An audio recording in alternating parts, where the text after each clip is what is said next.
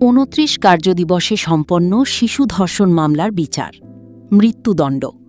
ঘটনা: পাটক্ষেতে শিশু ধর্ষণ, ১৬ জুন ২০২৫, গাংনী, মেহেরপুর। ভুক্তভোগী ৯ বছর, ৫ম শ্রেণী।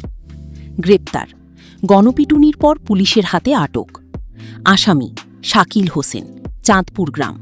থানায় মামলা দায়ের। বিচার প্রক্রিয়া: রেকর্ড সময়ে সাক্ষ্য গ্রহণ। সশরীর ও ভার্চুয়াল পদ্ধতিতে মাত্র ৩ দিনে ১২ জন সাক্ষীর জবানবন্দি। ২৯ কার্যদিবস, ১২ সাক্ষী, ৩ দিনে সাক্ষ্য। রায়: মৃত্যুদণ্ড ও ৩ লাখ টাকা জরিমানা। ২৪ মে ২০২৬। বিচারক মোহাম্মদ তাজুল ইসলাম, মেহেরপুর শিশু সহিংসতা দমন আদালত। ক্ষতিপূরণ: সম্পত্তি নিলামে ভুক্তভোগী পরিবারকে অর্থ প্রদান।